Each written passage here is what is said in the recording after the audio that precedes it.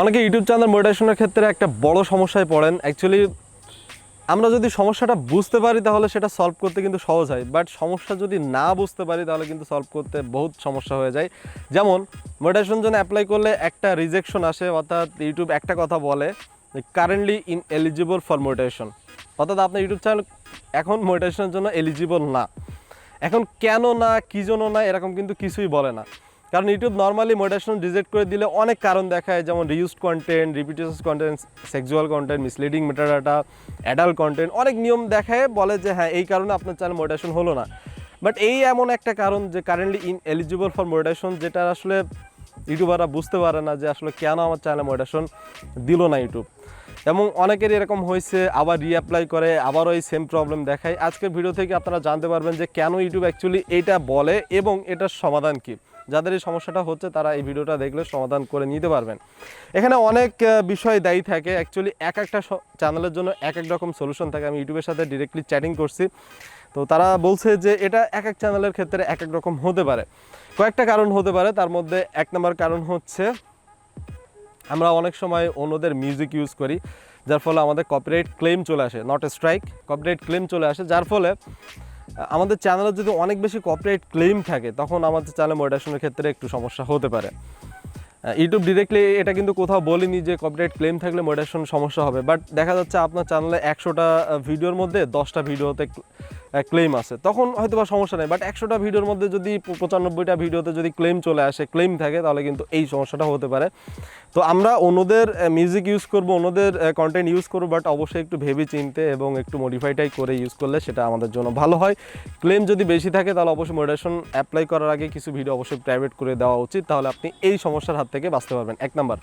2 number হচ্ছে আরও একটা সমস্যা, বড় সমস্যা, সেটা হচ্ছে আমরা অনেক সময় সাবস্ক্রাইবার কিনি যখন আমাদের চ্যানেলে সাবস্ক্রাইবার হয় না, কিংবা অস টাইম কিনি।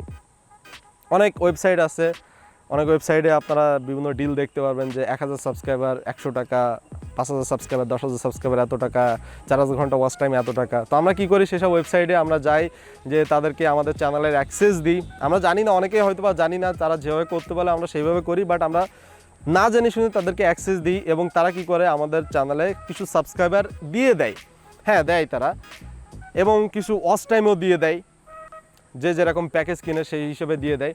তখন কি হয়, এই যে সাবস্ক্রাইবারগুলো, এগুলো কিন্তু ইললিগাল সাবস্ক্রাইবার, এবং এগুলো কিন্তু বট সাবস্ক্রাইবার। মানে বট মানে কি, জাস্ট একজনের হয়তো 1000টা ইমেইল করা আছে, সেই ইমেইল দিয়ে মনে করেন যে সাবস্ক্রাইব করে দিল আপনার চ্যানেলটা, যেটা আসলে কোনো কাজেরও হয় না, কোনো কিছুই হয় না। মাঝে মাঝে এই সাবস্ক্রাইবারগুলো আবার কেটেও যায়। আবার ওয়াচ টাইমের ক্ষেত্রেও কিন্তু এরকম বট ওয়াচ টাইম আসতে পারে, মানে বট দিয়ে আপনার ওয়াচ টাইম বাড়ায় দিতে পারে। বট বলতে হচ্ছে রোবটের কথা বলছি।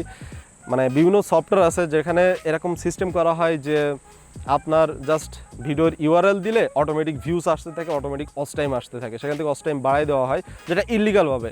তো এই যে সাবস্ক্রাইবার, এই যে ওয়াচ টাইমগুলো আপনার চ্যানেলে থাকবে, দেন আপনার চ্যানেলে যখন ওয়াচ টাইম সাবস্ক্রাইবার কমপ্লিট হয়ে যাবে, দেন আপনি মনিটাইজেশনের জন্য অ্যাপ্লাই করবেন, তখন ইউটিউব কিন্তু এই সমস্যাটা দেখাবে যে কারেন্টলি ইনএলিজিবল ফর মনিটাইজেশন, অর্থাৎ আপনার চ্যানেল এখন মনিটাইজেশনের জন্য এলিজিবল না। এটা হচ্ছে 2 নম্বর কারণ। 3 নম্বর কারণ হচ্ছে ইউটিউব যেটা বলছে যে আপনি যখন মনিটাইজেশনের জন্য অ্যাপ্লাই করেন, ওখানে যারা রিভিউ করে আপনার চ্যানেলটা, তারা যেটা বিষয়টা দেখে সেটা হচ্ছে আপনার চ্যানেলের মেইন থিম। মেইন থিম বলতে আপনার চ্যানেলটা আসলে কোন নিচের ওপর তৈরি করা, কোন ক্যাটাগরির চ্যানেল। তো আপনার ক্যাটাগরি যদি ঠিক না থাকে তখন কিন্তু এই সমস্যাটা হতে পারে।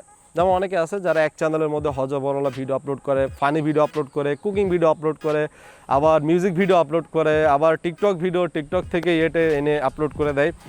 তো এই টাইপের যেসব হজবরলা চ্যানেল, যাদের চ্যানেলের মেইন থিম ঠিক নাই, এসব চ্যানেলে কিন্তু এই সমস্যা হতে পারে। প্রত্যেকটা ক্ষেত্রে আমি কিন্তু বলছি হতে পারে, তার মানে এই না 100% হবে, বাট এই বিষয়গুলো আপনি যদি ক্লিয়ার রেখে আপনি মনিটাইজেশনের জন্য অ্যাপ্লাই করেন যদি, তাহলে আপনার মনিটাইজেশনে এই ধরনের সমস্যা হবে না। কিন্তু আরও অনেক সমস্যা আছে, কিন্তু শুধুমাত্র আজকের ভিডিওতে এই সমস্যাটা নিয়ে আলোচনা করলাম যে যাদের এই সমস্যাটা হচ্ছে যে কারেন্টলি ইনএলিজিবল ফর মনিটাইজেশন, তারা এইগুলো সলভ করবেন আগে। যাদের অলরেডি ইউটিউব এরকম নোটিশ দিয়ে দিয়েছে আপনার মনিটাইজেশনের জন্য অ্যাপ্লাই করছেন, ইউটিউব অলরেডি আপনাকে নোটিশ দিয়ে দিল যে currently ineligible for monetization. So আপনারা কী করবেন, আগে চ্যানেলে এইগুলো ঠিক করবেন, কিছুদিন ওয়েট করবেন, দেন আবার রিঅ্যাপ্লাই করবেন। 1 মাস পরে তো রিঅ্যাপ্লাই করা যায়, তো 1 মাস আগে আপনারা অবশ্যই এগুলো ঠিকঠাক করে নেবেন। ঠিকঠাক করার করতে পারেন, যেরকম আপনার ভিডিও প্রাইভেট করে দিয়ে দেখা যাচ্ছে আপনার চ্যানেলে যে ভিডিও সবথেকে বেশি ওয়াচ টাইম, যে টাইপের ভিডিওতে সবথেকে বেশি ওয়াচ টাইম থাকবে, আপনারা সেই ক্যাটাগরি ভিডিওগুলো রেখে অন্য ক্যাটাগরি ভিডিওগুলো আপনারা প্রাইভেট করে দিবেন অথবা ডিলিট করে দেওয়াটাই বেটার হয়। তো এটা হচ্ছে 1 নাম্বার আপনার চ্যানেলের মেইন থিম ঠিক করলেন। এরপর হচ্ছে যেগুলো ক্লেম আছে সেগুলোকে প্রাইভেট করে দিবেন অথবা ডিলিট করে দিলে ভালো হয়। এটা 2 নাম্বার হচ্ছে ক্লেমটা ঠিক করলেন। 3 নাম্বার হচ্ছে আপনি যারা সাবস্ক্রাইবার কিংবা ওয়াচ টাইম কিনছেন, আসলে এই টাইপের চ্যানেলগুলো যারা কেবল সাবস্ক্রাইবার ওয়াচ টাইম কিনে, যারা 1000 সাবস্ক্রাইবার কমপ্লিট করছেন কিংবা 4 ঘন্টা ওয়াচ টাইম কমপ্লিট করছেন, এইসব চ্যানেল বাদ দিয়ে নতুন চ্যানেল শুরু করা উচিত। মানে আমি নিজে রিকমেন্ড করি আপনাদেরকে যে এটা উচিত। বাট তারপরেও যদি আপনি ওই চ্যানেলে সাবস্ক্রাইবার কিংবা ওয়াচ টাইম নিয়ে এসে আবার মনিটাইজ করতে চান, তাহলে আপনি একটা কাজ করতে পারেন, কিছুদিন ওয়েট করেন, যে সাবস্ক্রাইবারগুলো আসছে ওগুলো মাথা থেকে ঝেড়ে ফেলুন। যদিও থাকবে আপনার চ্যানেলে, দেখা যাচ্ছে আপনার চ্যানেলে 3000 ওয়াচ টাইম, 3000 ঘন্টা ওয়াচ টাইম আপনি ওইভাবে কিনে নিয়ে আসছেন। তো এরপর হচ্ছে আপনার যখন 7000 ঘন্টা ওয়াচ টাইম হবে তখন আপনি মনিটাইজেশনের জন্য অ্যাপ্লাই করবেন। মানে এই টাইপের আর কি কথা বলতেছি, যে একটু ওয়েট করুন, কিছু মাস ওয়েট করে দেন আপনার আবার কিছু ওয়াচ টাইম হলে দেন আপনি মনিটাইজেশনের জন্য অ্যাপ্লাই করুন, তাহলে আপনি মনিটাইজেশন পেয়ে যেতে পারেন।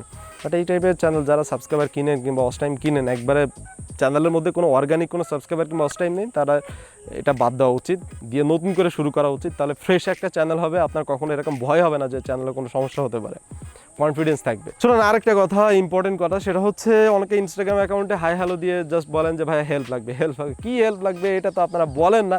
আপনারা অবশ্যই হেল্পগুলো, মানে আপনাদের যে সমস্যাগুলো সেগুলো স্ক্রিনশট দিবেন, স্ক্রিনশট দিয়ে নিচে লিখবেন যে এই সমস্যায় পড়ছে, এটা সমাধান চাই, তাহলে আমি এরকম করে ভিডিও আপলোড করতে পারবো। জাস্ট হেল্প লিখলে কিন্তু কোনো হেল্প হবে না। আল্লাহ হাফেজ।